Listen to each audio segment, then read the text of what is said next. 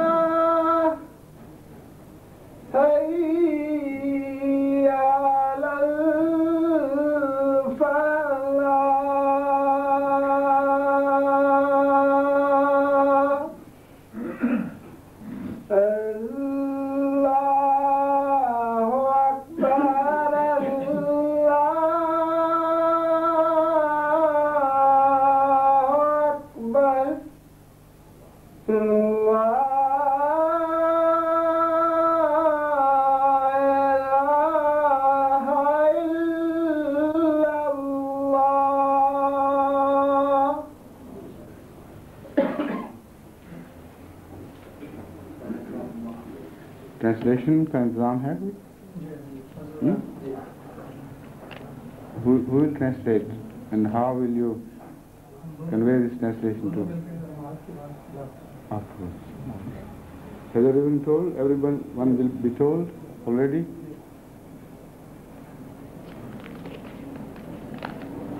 أشهد أن لا إله إلا الله وحده لا شريك له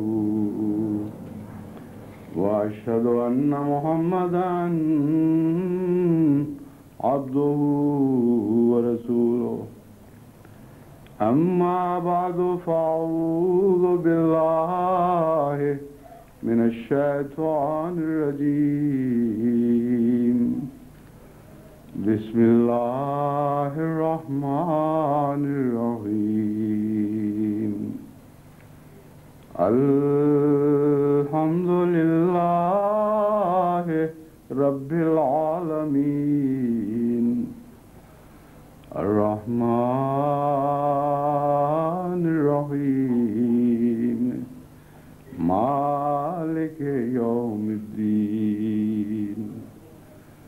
إياك نعبد وإياك نستعين اهدنا الصراط المستقيم صراط الذين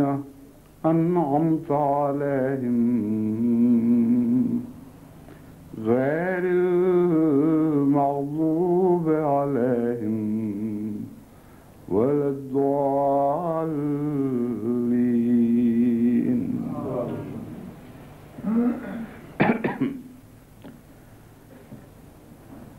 سال مجھے خدا تعالیٰ نے پھر ناروے کی جماعت میں آنے کی توفیق عطا فرمائی ہے، اور یہ سفر خصوصیت کے ساتھ 7 سالہ جبلی کے ضمن میں منائے جانے والے جشن تشکر کے ساتھ تعلق رکھتا ہے۔ اس سال مجھے خدا تعالیٰ کے فضل و رحم کے ساتھ دنیا بھر کی بہت سی جماعتوں کے دورے کی توفیق عطا ہوئی، اور ہر جگہ میں نے جماعت کے اندر ایک نیا ولولہ اور ایک نئی زندگی پائی، اور صرف جماعت ہی کے اندر نہیں بلکہ ارد گرد ماحول پہ بھی خدا تعالیٰ کے فرشتوں نے جماعت کی حق میں میلان پیدا فرمائے، اور اس کے نتیجے میں کوئی ایسا سفر کسی ایک ملک کا بھی نہیں جس کے متعلق میں کامل یقین کے ساتھ یہ کہہ نہ سکوں کہ خدا تعالیٰ کے فرشتوں نے جماعت ہی کے اندر نہیں بلکہ جماعت کے باہر بھی تائید کی ہوائیں چلائی تھیں، اور میں امید رکھتا ہوں کہ یہی حال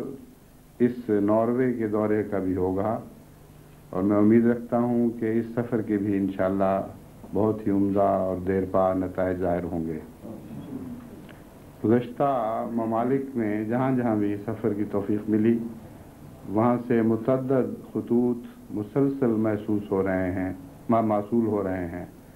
جن میں بتایا جا رہا ہے کہ خدا کے فضل سے جانے سفر کے اختتام کے بعد بھی لوگوں کی توجہ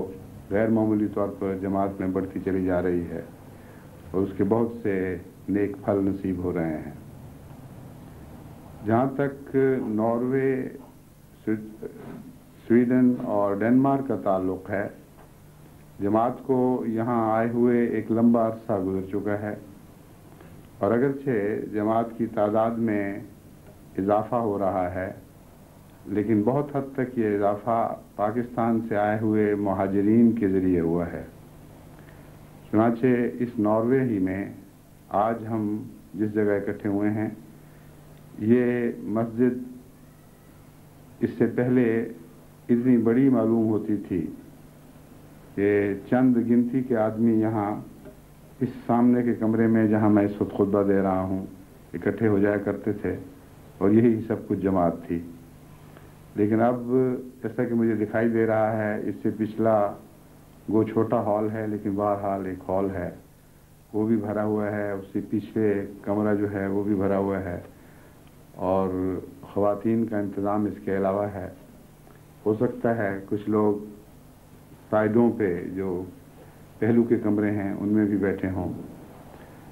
تو جہاں تک جماعت کے پھیلاؤ کا تعلق ہے، ایک پہلو سے تو ناروے کی جماعت میں نمایاں پھیلاؤ دکھائی دے رہا ہے، مگر جہاں تک نارویجن لوگوں کا جماعت کی طرف متوجہ ہونے کا تعلق ہے، اس پہلو سے ابھی تک کوئی نمایاں خوشخبری نہیں ملی۔ بس اس جمعے میں،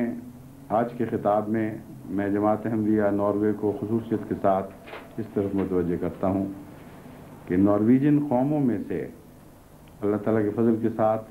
سعید روحیں تلاش کریں اور ان پر توجہ دیں اور دعاؤں کے ساتھ کام لیں، تاکہ کثرت سے اللہ تعالیٰ اس قوم کے دل اسلام کی طرف پھیر دے۔ یہی میری تلقین دیگر اسکینڈینیوین ممالک سے کو بھی ہے کہ وہاں کی جماعتوں کو بھی اس طرف خصوصیت سے توجہ دینی چاہیے۔ اس سے پہلے اب تک ہماری جو بھی تبلیغی پالیسی رہی ہے، اس کی روح سے عموماً جماعتیں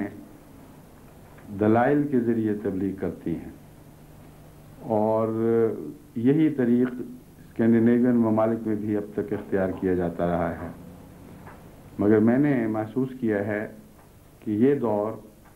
اب دلائل کا دور نہیں رہا، بلکہ اس سے بڑھ کر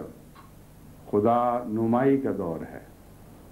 جب تک جماعت احمدیہ میں خدا رسیدہ اور خدا نما وجود نہیں پیدا ہوتے، ہم ان ممالک میں کوئی روحانی انقلاب برپا نہیں کر سکتے۔ دلائل کے لحاظ سے ان قوموں سے بات کی جاتی ہے جو اپنے مذہب کو اچھی طرح سمجھتے ہوں اور دلائل کی روح سے اپنے مذہب کے عقائد پر قائم ہوں، مگر آج کی دنیا میں ایسے بہت کم لوگ ہیں، اور یورپین ممالک میں بالخصوص بہت ہی کم ایسے لوگ ہیں جو دلائل کی بنا پر عیسائیت پر قائم ہیں۔ ایک پرانا طبقہ ہے جن کو ابھی تک نئے زمانے کی ہوائیں نہیں لگیں، وہ عیسائیت پر اس وجہ سے قائم ہیں کہ انہوں نے اپنی وراثت میں عیسائیت کو پایا۔ ان کی سوچوں کا اور ان کی عقلوں کا عیسائیت کے ساتھ چمٹے رہنے سے کوئی تعلق نہیں ہے۔ ایسے طبقے کو جب آپ دلائل سے سمجھانے کی کوشش کرتے ہیں تو بالعموم یہ معلوم ہوتا ہے کہ وہ لوگ چونکہ دلائل کی بنا پر عیسائیت سے نہیں چمٹے ہوئے، اس لیے دلائل کی روح سے ان کو الگ بھی نہیں کیا جا سکتا۔ ان کے اندر ضد پائی جائے گی، ان کے اندر ہٹ دھرمی پائی جائے گی۔ آپ بائبل کے حوالوں سے، عہد نامہ قدیم کے حوالوں سے، عہد نامہ جدید کے حوالوں سے، عقل کے حوالوں سے ان کو سمجھانے کی کوشش کریں تو بات سمجھنے کے باوجود بھی وہ ہٹ دھرمی دکھاتے ہیں، اور اکثر وہی طبقہ اس وقت عیسائیت پر مضبوطی سے قائم ہے جو عقل کو رخصت دے کر ایک ضد کے طور پر ایک مذہب کو اپنائے ہوئے ہے، اور ان کو اس سے کوئی دلچسپی نہیں ہے کہ دلائل اس مذہب کی موجودہ شکل کو سچا دکھلاتے ہیں یا نہیں دکھلاتے۔ بس ایسے لوگوں سے تو دلائل کی بات ہو نہیں سکتی۔ وہ لوگ جو اس وقت بھاری اکثریت میں ہیں، یعنی یورپ کا نوجوان طبقہ، خصوصیت کے ساتھ اسکینڈینیویا میں نوجوان ہی نہیں بلکہ بڑی عمر کے بھی بہت سے لوگ ایسے ہیں جو عیسائیت کے قائل ہی نہیں رہے، کسی مذہب کے بھی قائل نہیں رہے۔ خدا کی ہستی پر اگر ایمان ہے تو ایک سرسری سا دور کا ایمان ہے، ورنہ عملاً یہ ایک دہریت کی زندگی بسر کرنے والے لوگ ہیں۔ ان قوموں میں، ان حالات میں آپ عیسائیت کے خلاف یا عیسائیت کی صحیح تصویر دکھانے کے لیے سچی عیسائیت کے حق میں کیا دلائل دیں گے؟ جو بھی آپ دلائل دیں گے وہ ان کی سمجھ یا دلچسپیوں سے بالاتر ہیں۔ وہ سمجھیں گے کہ آپ پتہ نہیں کس زمانے کی باتیں کر رہے ہیں، اب تو دور بدل چکا ہے، ہم لوگ نئے میدانوں میں نکل آئے ہیں، نئی دلچسپیوں کی تلاش میں ہیں، ہمیں ان باتوں میں کوئی دلچسپی نہیں کہ عیسائیت کیا تھی، کیا ہے، کیا ہونی چاہیے۔ بس اس پہلو سے آپ کے دلائل اکثر و بیشتر ایسے کانوں میں پڑتے ہیں جن کو ان باتوں میں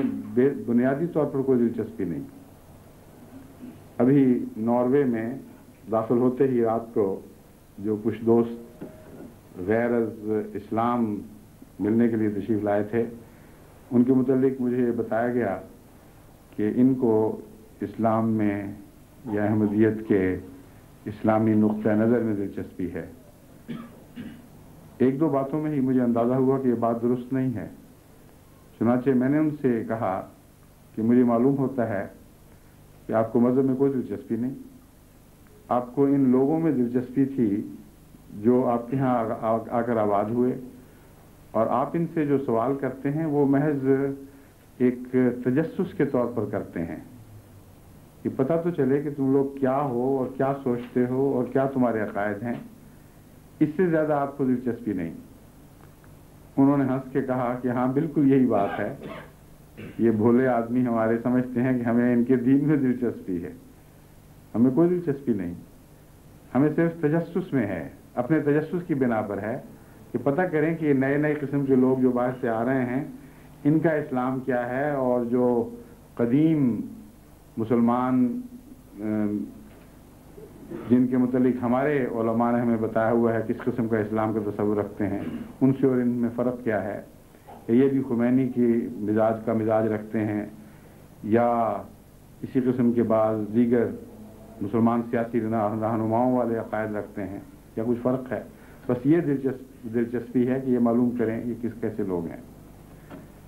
لیکن جب یہ بات کھولنے کے بعد میں نے انہیں احمدیت کے متعلق کچھ وہ باتیں بتائیں جن کا خدا کی ہستی اور مذہبی تاریخ سے گہرا تعلق ہے، تو اچانک ان کے اندر ایک دلچسپی پیدا ہوئی اور بالآخر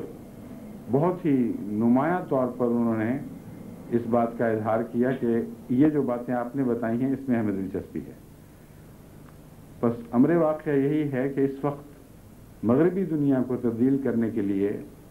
دلائل کی ضرورت نہیں ہے، بلکہ خود ایک دلیل بننے کی ضرورت ہے، خود خدا نما ہونے کی ضرورت ہے۔ آپ کے اندر الہی صفات پائی جانی چاہیے، آپ کے اندر وہ قوت پیدا ہونی چاہیے جو خدا سے تعلق کے نتیجے میں پیدا ہوتی ہے، جس کے نتیجے میں خدا تعالیٰ کے فضل اور رحم کے ساتھ انسان کے اندر تبدیلی پیدا کرنے کی صلاحیتیں پیدا ہو جاتی ہیں۔ ان میں سے ہر ایک کے اپنے مسائل ہیں، ان میں سے کبھی کسی نے سوچا بھی نہیں ہوگا کہ دعا ایک طاقت ہے اور دعاؤں کے ذریعے مسائل حل ہو سکتے ہیں۔ ان کے اندر جستجو ہے اچھی انسانیت کی، ان کو یہ علم نہیں کہ اچھی انسانیت مذہب سے عطا ہوتی ہے، بلکہ اس کے برعکس یہ سمجھتے ہیں کہ مذہب انسانیت کے برے نمونے پیش کرتا ہے۔ ایسے ایک لمبے دور سے یہ خود گزرے ہوئے ہیں جہاں عیسائیت کے رہنماؤں نے ان کے سامنے بد اثرات چھوڑے، اور جس طرح ہمارے ملک میں ملاؤں کے خلاف مذاق ہوتے ہیں، ان کے متعلق دلچسپ قصے سنائے جاتے ہیں، ان کی منافقت کے بارے میں لطائف بیان کیے جاتے ہیں، اس طرح ایک ایسا دور تھا جب عیسائیت کے رہنماؤں کے متعلق بھی یہی باتیں ہوتی تھیں، اور بہت سے لطائف مشہور تھے کہ یہ ہمارے مذہبی رہنما ہیں، یہ ان کے اخلاق ہیں، یہ ان کے کردار ہیں۔ پھر ان کے تعصبات، ان کی تنگ نظری، ان کی سخت مزاجی، ان سب باتوں نے مل کر اہل مغرب کو رفتہ رفتہ مذہب سے دور کرنا شروع کیا۔ بس ان کے ہاں جو مذہب کا تصور ہے وہ انسانیت کے مقابل پر ہے، کہ سمجھتے ہیں انسانیت اور انسانی قدریں ایک چیز ہیں، اور مذہب اور مذہبی قدریں اس کے مد مقابل پر دوسری چیز ہیں، اور جتنا انسان مذہبی ہوتا چلا جائے اتنا اس کا کردار اجنبی اور کھوکھلا ہوتا چلا جاتا ہے، مصنوعی ہوتا چلا جاتا ہے، اور اس میں کوئی ایسی خوبصورت کشش نہیں پائی جاتی جس کے ذریعے انسان اس سے متاثر ہوں۔ تو دراصل عام انسانی قدروں کی طرف بڑھنے کے نتیجے میں یہ مذہب کے اس تصور سے دور ہوتے چلے گئے جو انسانی قدروں کے مد مقابل کھڑا تھا، اور اس میں مذہبی رہنماؤں کے کردار کا ایک بہت بڑا دخل تھا۔ اس پہلو سے اس تجزیہ کو پیش نظر رکھتے ہوئے آپ کو مذہب کو اس رنگ میں یہاں پیش کرنا ہوگا کہ اعلیٰ اخلاقی اقدار مذہب کے ساتھ وابستہ دکھائی دیں، ان کو معلوم ہو کہ مذہب سے مراد نہایت اعلیٰ درجہ کے انسانی اخلاق اور ضابطہ حیات ہے جو انسان کی زندگی بدل دیتا ہے، جس کے نتیجے میں انسان ایک بہتر انسان کے طور پر دنیا میں ابھرتا ہے۔ یہی وہ مضمون ہے جس کو حضرت اقدس مسیح موعود علیہ السلام نے حضرت رسول اکرم صلی اللہ علیہ وآلہ وسلم کے عظیم معجزے کے نقوش کی صورت میں بیان فرمایا۔ آپ نے فرمایا آپ کے عظیم الشان معجزہ نے جو نقوش دنیا پہ قائم کیے ان میں سے پہلا یہ تھا کہ جو ہلاک کو جو حیوانی زندگی بسر کر رہے تھے پہلے انسان بنایا، پھر ان انسانوں کو باخدا انسان بنایا، پھر ان باخدا انسانوں کو خدا نما انسان بنا دیا۔ بس یہ ساری منازل حضرت اقدس محمد مصطفیٰ صلی اللہ علیہ وآلہ وسلم کے حسن کے معجزے نے چند سالوں میں طے کروا دی، اور یہی وہ منازل ہیں جن کو طے کیے بغیر آج بھی یہ معجزہ رونما نہیں ہو سکتا۔ یہی وہ منازل ہیں جن کو طے کرنے کے بعد آج بھی یہ معجزہ رونما ہو سکتا ہے۔ بس ان قوموں کے ساتھ اپنے روابط میں اپنے نفس کے ساتھ رابطہ قائم کریں اور اپنا تجزیہ کریں، اور یہ معلوم کریں کہ آپ کس حد تک اعلیٰ درجے کے انسان بنے ہیں، کیونکہ کوئی انسان صحیح معنوں میں مسلمان نہیں بن سکتا جب تک وہ پہلے اعلیٰ درجے کا انسان نہ بنے۔ بس پہلے اپنے آپ کو انسانیت کی اعلیٰ قدروں سے مزین کریں، اپنے آپ کو وہ حسن بخشیں جو عام انسانوں کی نظر میں بھی حسن رکھتا ہے، قطع نظر اس کے کہ مذہب کیا ہے یا رنگ کیا ہے یا نسل کیا ہے۔ اس حسن کے ساتھ خدا تعالیٰ سے تعلق جوڑیں، یا جیسا کہ میں نے پہلے ایک خطبے میں بیان کیا تھا، خدا تعالیٰ سے تعلق جوڑنے کے نتیجے میں یہ حسن پیدا کریں۔ ایسی صورت میں آپ کا یہ حسن گہرا ہوگا اور دائمی ہوگا، کسی سطحی کردار سے تعلق نہیں رکھے گا۔ ایسی صورت میں اللہ تعالیٰ آپ کی نصرت فرمائے گا، آپ کی مدد کرے گا، اور آپ جوں جوں با خدا بننے شروع ہو جائیں گے، خدائی تقدیر آپ کو خدا نما بنانا شروع کر دے گی۔ خدا نمائی کی منزل با خدا بننے کے بعد آیا کرتی ہے۔ خدا نمائی کی منزل میں پھر اعجاز شامل ہو جاتا ہے، دعاؤں کی قبولیت شامل ہو جاتی ہے، اور اس کے نتیجے میں اللہ تعالیٰ کے فضل سے غیر معمولی روحانی عظیم الشان تبدیلیاں پیدا ہوتی ہیں۔ آج ہی جب میں سفر آ رہا تھا تو سفر کے دوران ڈاک دیکھنے کی توفیق ملی جو کل لندن سے پہنچی تھی۔ ساری ڈاک تو ناممکن تھا دیکھنا، مگر جس حد تک مجھے موقع ملا میں نے دیکھا، اس میں ایک بہت ہی دلچسپ خطوط ملے ہیں مختلف ممالک سے۔ ان میں ایک خط ایک قوم، بڑی قوم کے سربراہ سے متعلق تھا۔ وہ جماعت احمدیہ سے آشنا تو تھے مگر کسی قسم کا کوئی تعلق نہیں تھا، اور لیکن وہ ایک بہت بڑی مضبوط قوم کے سربراہ ہیں۔ ان کی ایک لمبے عرصے سے خواہش تھی کہ ان کے ہاں بیٹا پیدا ہو، لیکن باوجود اس کے کہ ہر قسم کے علاج بھی انہوں نے کروائے، بڑے بڑے پیروں فقیروں کے پاس بھی گئے، لیکن ان کی آرزو بر نہ آئی، یہاں تک کہ انہوں نے فیصلہ کیا کہ شاید میں ایک چھوٹی عمر کی عورت سے شادی کروں تو میری یہ تمنا پوری ہو جائے۔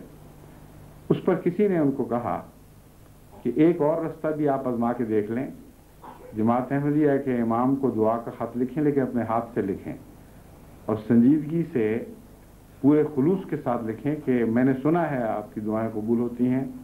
اس لیے آپ میرے لیے دعا کریں کہ اللہ تعالیٰ ایک بیٹا عطا فرمائے۔ اور ایسی صورت میں یہ عہد کرتا ہوں کہ ہمیشہ جماعت احمدیہ کے لیے اپنے دل میں ایک محبت کا گوشہ رکھوں گا۔ یہ تو نہیں کہا کہ میں ایمان لے آؤں گا، لیکن یہ کہ میں بہت ہی تعلق اور خدمت کا تعلق رکھوں گا۔ انہوں نے جو خط کے ذریعے جو مجھے اطلاع دی وہ ایک حیرت انگیز ہے۔ بالعموم تو میں یہی کہا کرتا ہوں کہ میں دعا کروں گا، اللہ تعالیٰ فضل فرمائے،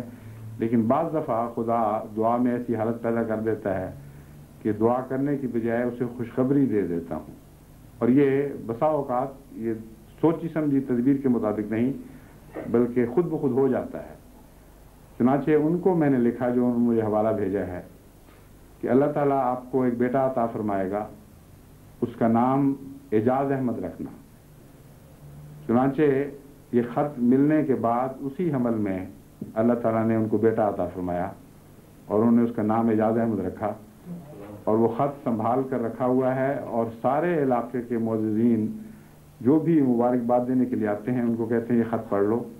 کہ خدا نے مجھے کس طرح عطا کیا ہے۔ تو حقیقت یہ ہے کہ دعا ایک ایسا اعجاز ہے جو آج ہر احمدی کو عطا ہوا ہے۔ اس میں صرف خلیفہ وقت کا امتیاز نہیں،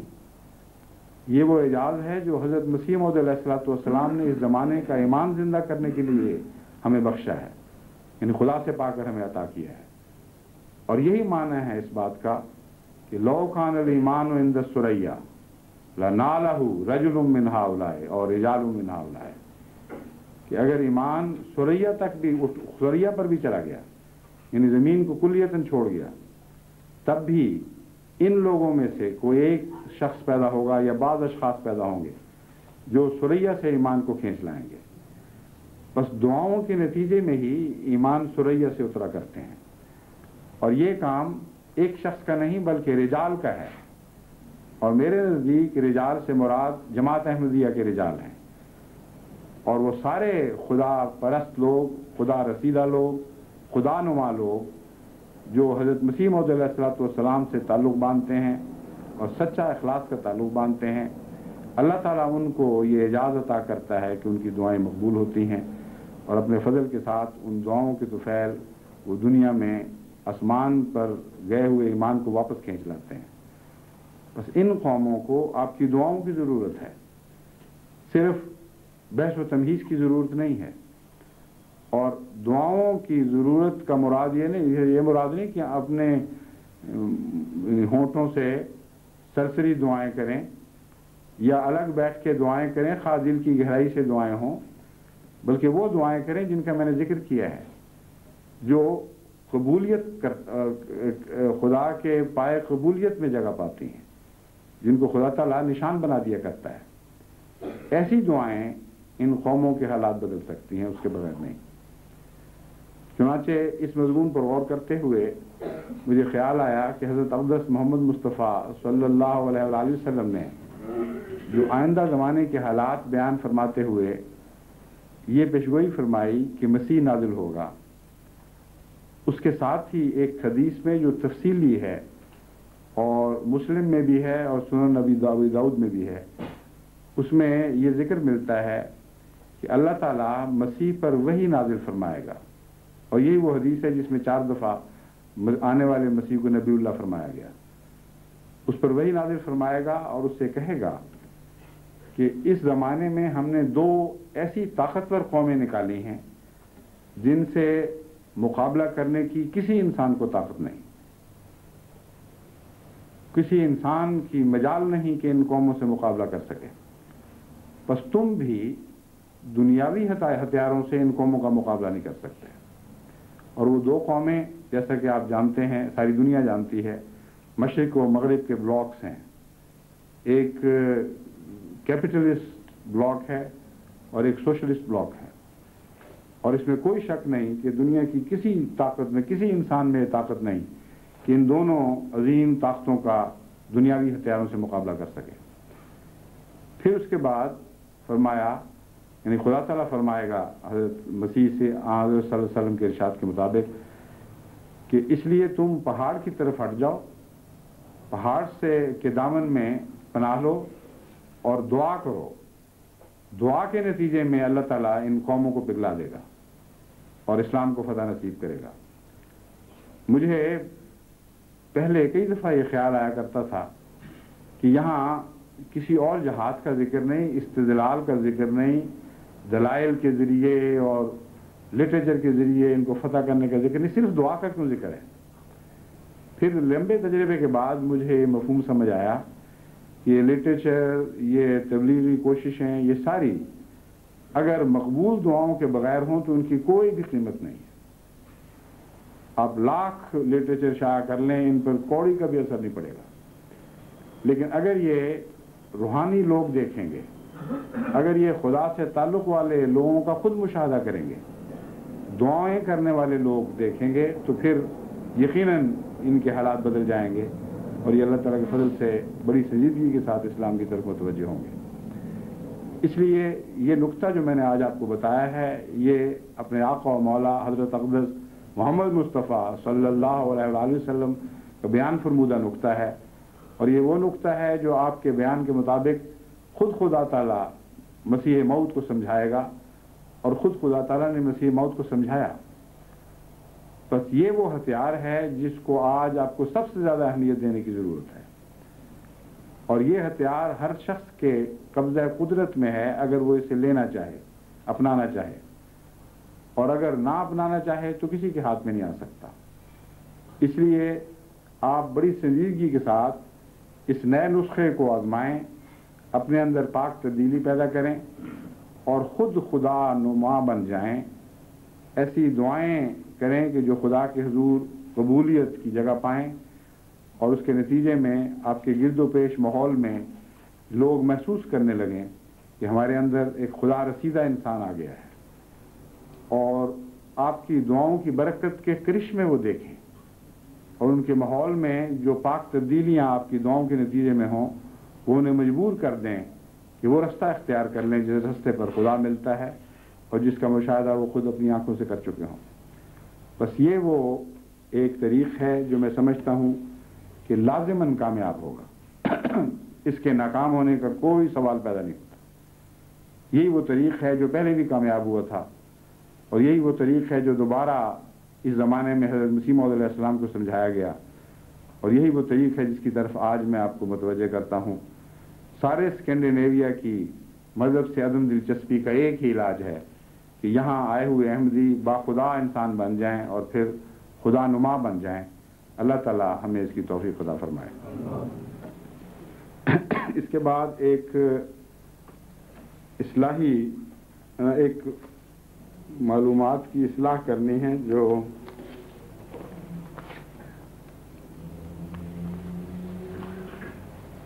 آپ کو یاد ہوگا کہ سکرند میں ایک احمدی شہید ہوئے تھے، ڈاکٹر، جن کا نام منور احمد تھا۔ جو اطلاعیں مجھے پہلے سکرند میں کچھ عرصہ پہلے ایک احمدی ڈاکٹر شہید ہوئے جن کا نام منور احمد تھا۔ اس کے علاوہ اسی نام کے ایک احمدی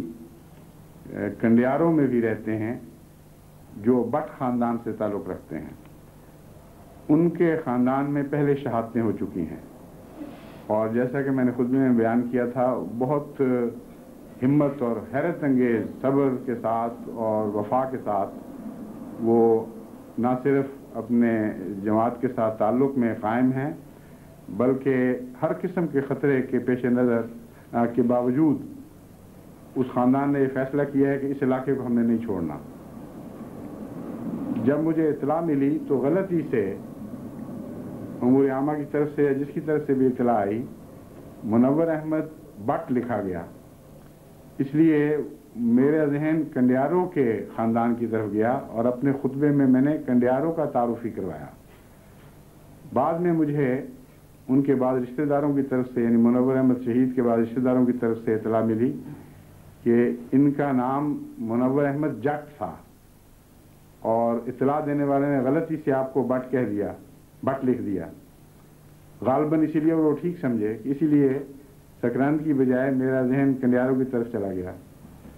تو یہ جو منور احمد شہید ہیں، یہ منور احمد جٹ کہلاتے تھے،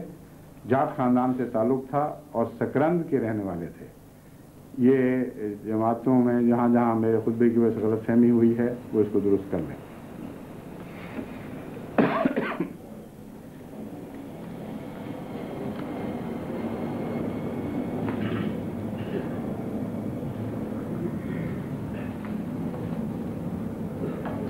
الحمدللہ نحمدہ ونستعینہ ونستغفرہ ونؤمن بہ ونتوکل علیہ ونعوذ باللہ من شرور انفسنا ومن سیئات اعمالنا من یہدہ اللہ فلا مضل لہ ومن یضللہ فلا ہادی لہ ونشہد ان لا الہ الا اللہ وحدہ لا شریک لہ ونشہد ان محمدا عبدہ ورسولہ۔ عباد اللہ رحمکم اللہ، ان اللہ یامر بالعدل والاحسان وایتاء ذی القربى وینہی عن الفحشاء والمنکر والبغی یعظکم لعلکم تذکرون۔ اذکروا اللہ یذکرکم وادعوہ یستجب لکم ولذکر اللہ اکبر۔